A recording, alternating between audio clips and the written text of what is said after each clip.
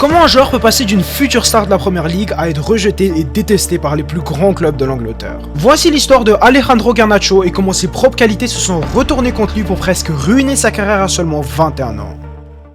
Tout commence en 2022 lorsque Garnacho sort d'une incroyable saison en académie et marque 2 buts dans la finale de la FA Youth Cup pour gagner la compétition pour la première fois de l'histoire du club depuis 2011. C'est alors que Ralf Rangnick, le coach de Manchester United à l'époque, lui donne sa première chance le 28 avril 2022 contre Chelsea dans la Première Ligue. À ce point, il n'a que 17 ans. Par contre, ça commence vraiment avec l'arrivée de Ten Hag qui va venir durant l'été et lui donner beaucoup plus de temps de jeu régulier au cours de la prochaine saison. Mais faut attendre jusqu'à novembre 2022 lorsque Manchester United joue contre Real Sociedad dans l'Europa League. Alejandro Garnacho marque son premier but, assisté par Cristiano Ronaldo. Et juste 10 jours après, il marque son premier but en Première Ligue, qui est un but dernière minute pour prendre les 3 points contre Fulham. Et ça prend pas beaucoup de matchs avant que les gens remarquent son vrai talent. Une explosivité incroyable combinée à un type de jeu très direct dans lequel ils sont proies à des défenseurs constamment avec une très bonne habilité en dribble et parfois même une bonne habilité à finir les actions. Et tout ça rentre très bien dans le système de Ten Hag dans lequel il est vraiment le type de joueur qui peut créer quelque chose à partir de rien. Tout ça l'amène à avoir 12 contributions en seulement sa première vraie saison professionnelle. Mais sa carrière décolle réellement dans la saison de 2023-2024.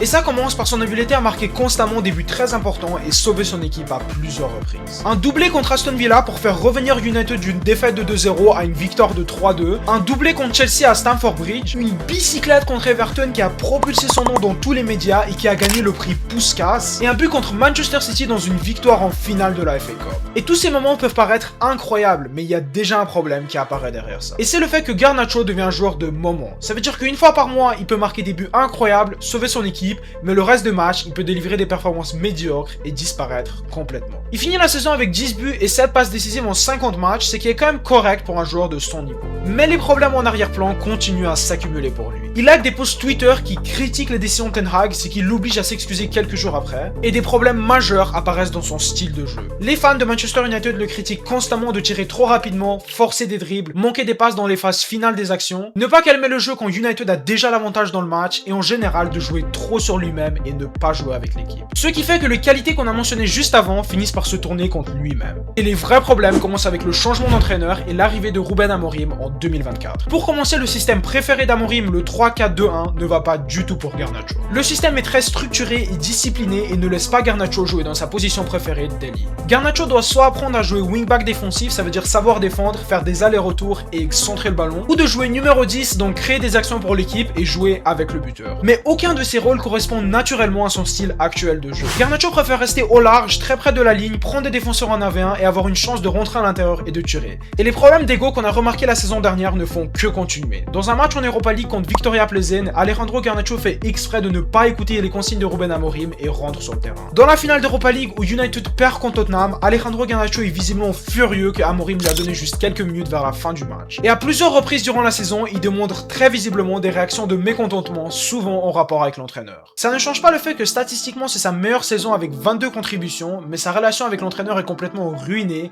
et il va contre ce que Amorim veut construire dans le club. Donc sur papier, Garnacho progresse, mais son importance dans le projet d'Amorim diminue. C'est alors que Enzo Maresca, l'entraîneur de Chelsea en 2024, prouve de l'intérêt pour Alejandro Garnacho et finit par payer 40 millions pour l'avoir dans son équipe. Au début, ça paraît comme un bon transfert. C'est un joueur prouvé de la Première Ligue, il est encore très jeune et il est voulu par l'entraîneur qui croit en lui. Et c'est surtout que Garnacho rentre dans un nouvel environnement qui peut lui aider à se développer et dans une équipe qui est principalement construite de jeunes talents. Mais les choses finissent par s'empirer très rapidement. Maresca, le coach qui croyait en lui, quitte juste 6 mois après l'arrivée de Garnacho. Il y a beaucoup trop de compétition pour la position dans laquelle Garnacho joue et c'est juste un chaos total dans l'équipe. La saison est en général très décevante pour le club et ils finissent 10e sans football européen. Pour Garnacho, il finit la saison avec des stats médiocres et montre les mêmes problèmes qu'il avait à United. Il continue de forcer les dribbles, ne donne pas les passes au bon moment, ne donne presque aucun travail défensif et en général n'est pas très efficace. Et il finit la saison avec un but en Première Ligue. Xabi Alonso est annoncé comme entraîneur de Chelsea le 1er juillet 2026 et ça n'annonce rien de bon pour Garnacho.